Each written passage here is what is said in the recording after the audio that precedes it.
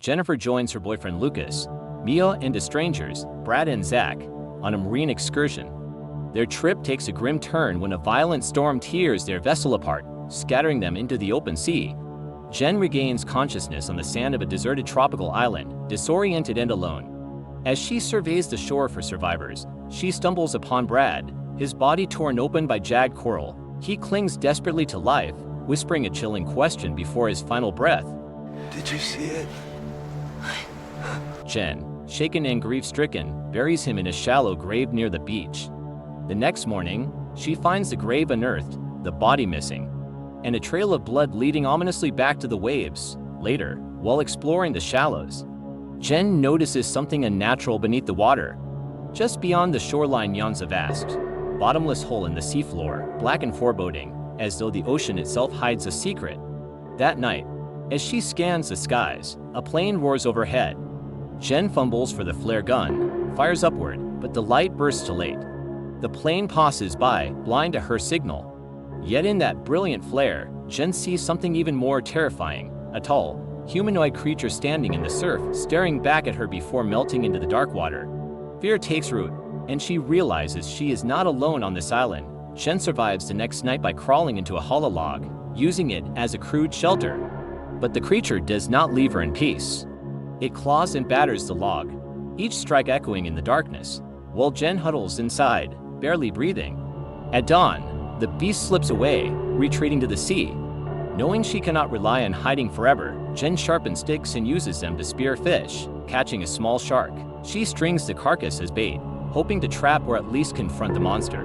But the creature outsmarts her, ripping the meat from the rope before disappearing once more into the abyss. The following morning, a new horror awaits. Zach's lifeless body washes ashore, mutilated in unnatural ways. His wounds resembling knife slashes rather than natural injuries, driven by desperation. Jenn ties his corpse as bait, waiting for the predator to reveal itself. That night, the creature emerges, snarling and dragging at the body, but slips back into the water before she can act. Exhausted and growing more paranoid by the day, Jenn constructs a makeshift hammock high in the trees, hoping elevation will keep her safe. But even that proves insufficient. The beast returns, tugging at the hammock, shaking the branches violently, forcing Jenn to cling for her life. She manages to stifle her cries, remaining still until dawn chases the monster away. Days crawl into a full week. Jenn, hungry and worn down, scavenges whatever supplies she can salvage from the shore. Then, at last, she spots a raft approaching. On board are Lucas and Mia, alive but battered. Relief floods Jenn, but when she warns them of the creature, an amphibious monster that drags its prey into the ocean hole, they dismiss her warnings, insisting she's imagining things. Jenn pleads for them to leave at once, to use the raft and escape the cursed island, but Lucas and Mia exchange uneasy glances, silently refusing. Jenn's gut twists, suspicion hardens into dread when Jenn finds fresh blood on Lucas's pocket knife. The discovery unsettles her further when she notices the closeness between Lucas and Mia, their whispered conversations fueling her paranoia. Determined to escape without them, Jenn attempts to take the raft in secret, but Mia ambushes her, striking her unconscious, and Lucas ties her to a tree, his face etched with disappointment and anger. When Jenn awakens, Lucas confronts her, dredging up grievances from their troubled relationship. He accuses her of paranoia and selfishness, while Jenn presses him about Zach's fate. Before he can answer, chaos erupts.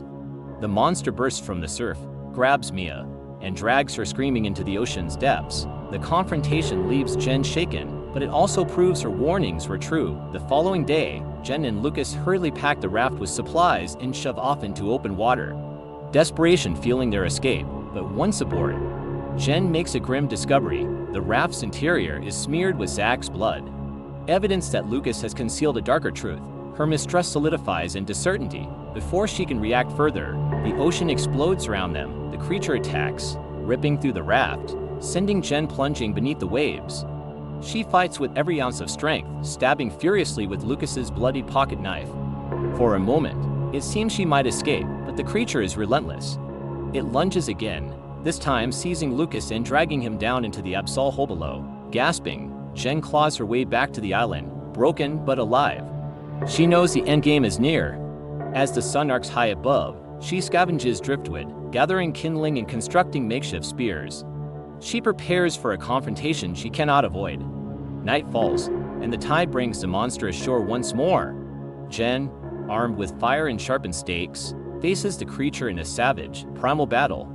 Flames roar as she strikes again and again, the air thick with smoke and salt. At last, with one final surge of willpower, Jenn overpowers the beast and drives it back into the fire.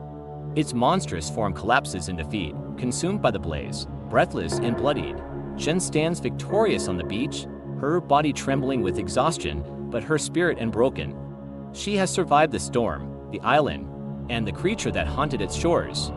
Whether rescue ever comes remains uncertain, but for the first time since the nightmare began, Jenn is no longer the prey.